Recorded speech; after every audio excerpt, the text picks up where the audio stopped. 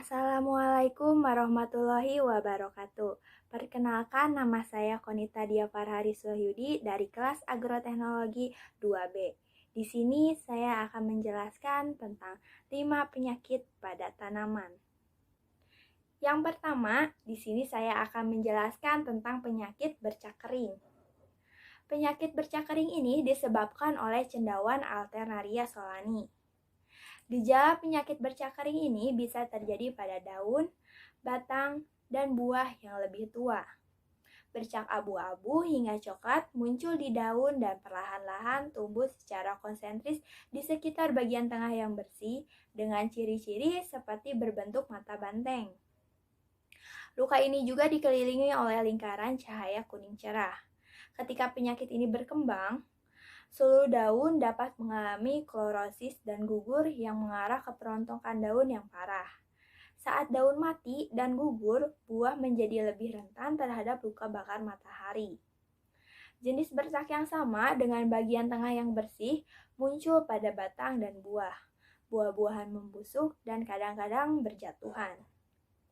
Nah, penyebab dari penyakit bercak kering ini bisa terjadi karena suhu hangat dan kelembapan yang tinggi yang bisa mendukung pengembangan penyakit ini. Jamur ini juga sering menyerang setelah periode curah hujan tinggi dan sangat merusak di daerah tropis maupun subtropis. Nah, tanaman apa aja sih yang bisa terserang penyakit ini? Nah, diantaranya ada terong, ada cabai, ada kentang, dan juga tomat. Yang kedua, ada penyakit layu fusarium. Penyakit ini disebabkan oleh Fusarium oxysporum. Gejala penyakit ini mula-mula tulang daun pucat, terutama daun-daun sebelah atas. Kemudian diikuti dengan merunduknya tangkai, dan akhirnya tanaman menjadi layu secara keseluruhan. Nah, tanaman yang biasanya terserang penyakit ini ialah seperti tomat, kacang panjang, kentang, kubis, dan ketimun. Yang ketiga, ada virus mosaik mentimun. Gejalanya bervariasi tergantung pada spesies tanaman yang terinfeksi dan kondisi lingkungan. Dalam beberapa kasus, virus mungkin ada, tetapi gejalanya tersembunyi atau tertutup. Gejala lainnya dapat terlihat dalam bercak kekuningan atau bercak hijau muda dan kuning dapat terlihat pada daun dan buah. Lalu pertumbuhannya membujur dari cabang samping dan batang daun meningkat.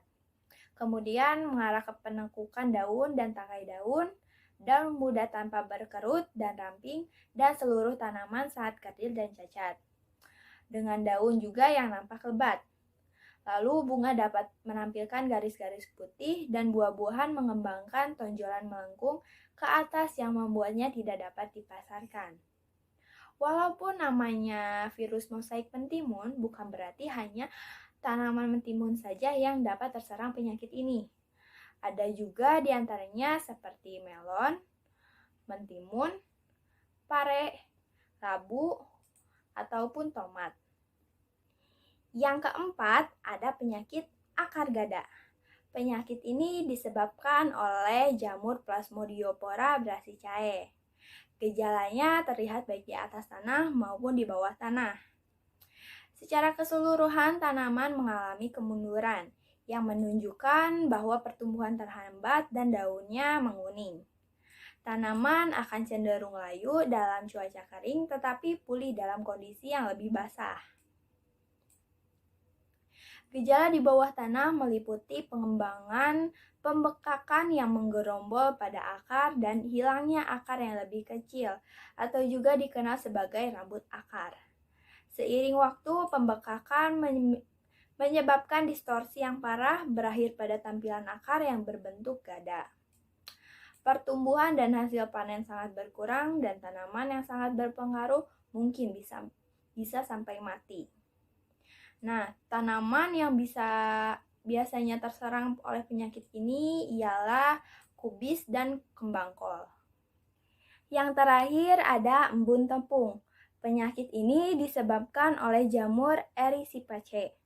Pada awalnya, bintik-bintik kuning muncul di sisi atas daun. Pada tahap penyakit selanjutnya, lapisan tepung berwarna keputihan, setelah itu menjadi keabu-abuan yang menutupi dan menyebar pada daun, batang, dan buah. Jamur ini mengambil nutrisi dari tanaman dan lapisan yang terlihat seperti debu dan dapat menghambat proses fotosintesis, sehingga pertumbuhan tanaman tentunya menjadi terhambat. Ketika penyakit ini berkembang, bagian yang terinfeksi mengerut, daun rontok, dan tanaman mungkin mati. Walaupun ini adalah jamur, embun tepung juga dapat berkembang cukup normal dalam kondisi kering. Berlawanan dengan embun bulu, penyebaran embun tepung dipercepat oleh sedikit curah hujan dan embun pagi yang teratur.